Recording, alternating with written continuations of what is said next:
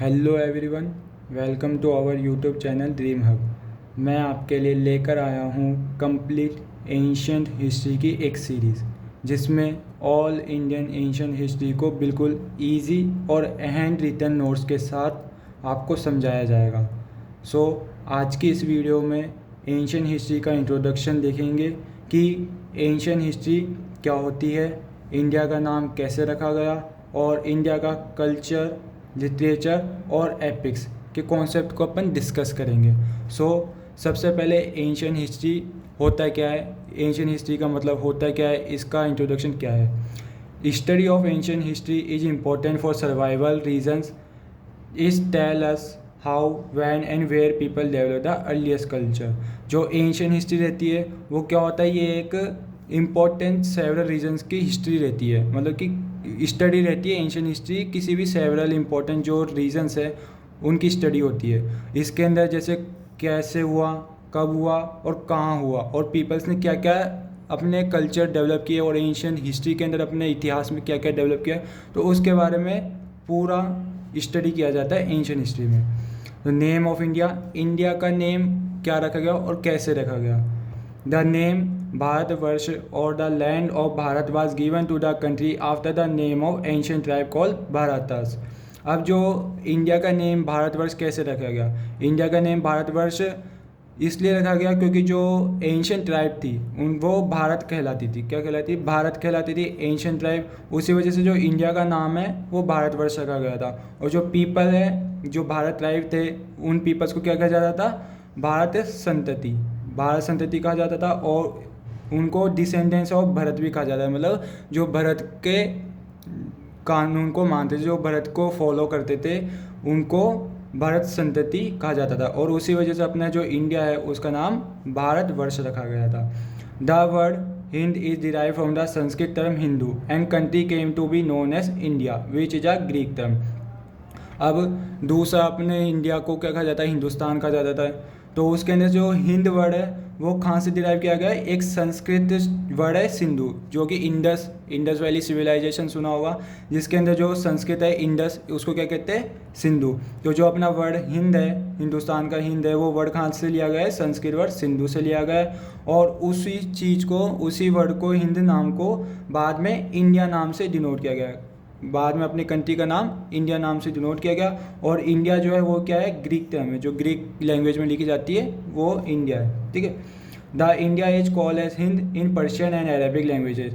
और जो Persian language होती है और जो अरेबिक लैंग्वेज होती है, उसमें इंडिया को किस नाम से जाना जाता है? हिंद नाम से जाना जाता है।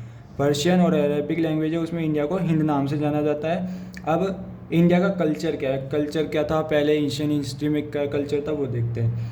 द आर्यंस फॉलो द वैदिक एंड संस्कृतिक culture of the north and pre Aryans with Dravidian and Tamil culture of the south. जो आर्यंस हुआ करते थे वो क्या फॉलो करते थे? वैदिक कल्चर फॉलो करते थे, जिसमें वैद के अंदर कितने वेद, ऋग्वेद होता है, यजुर्वेद, सामवेद और अथर्ववेद। तो वैदिक कल्चर फॉलो करते थे जो आर्यंस थे।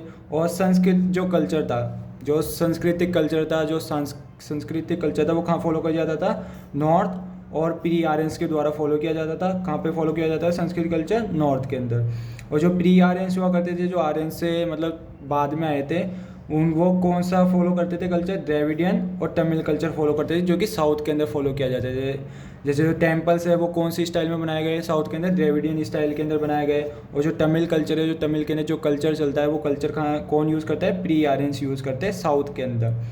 Many Dravidian and non-Sanskritic terms occur in Vedic text ascribed to 1500 to 500 BC।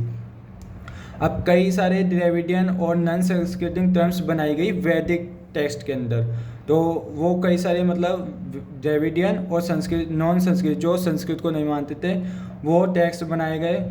मतलब कि कारण बना, कब बना वो? 1500 से 500 BC के बीच में। उसके बाद में क्या हुआ? जो संस्कृत है उसको थोड़ी डिक्लाइन होने लग गई थी। उसके बाद में दूसरी लैंग्वेजेस आ गई थी। अब जो इंडिया का लिटरेचर है वो क्या है? Literature of India. In the Gangetic plains the Pali and Sanskrit terms ideas and institution were developed which appear in the earliest Tamil text called Sangam literature. Use in the period 300 BC to 600 AD। अब क्या हुआ, जो Gangetic plains मतलब जो Ganga valley है, Ganga river है, उनके पास के जो एरियाज है वो गैंगेटिक प्लेन्स कहलाते हैं। तो वो कहाँ हुआ, पाली और संस्कृत जो लैंग्वेजेस है, पाली जो मारवाड़ रीजन है वो उसमें बोली जाती है, और संस्कृत टर्म्स है, उनके कई सारे इंस्टीट्यूशंस डेवलप किए गए और कई सारे आइडियाज़ बनाए गए, जो कि बाद में किसके अंदर हो गया, तमिल टेक्स्ट के अंदर कन्वर्ट कर दिया गया उनको। और तमिल टेक्स्ट है उसका नाम क्या है, संगम लिटरेचर। जो संगम लिटरेचर वो तमिल टेक्स्ट के थ्रू यूज़ किया जाता है। और वो कब, 300 BC से 600 AD का जो टाइम पीरियड था उसके अंदर ये बनाया गया था। ठीक है।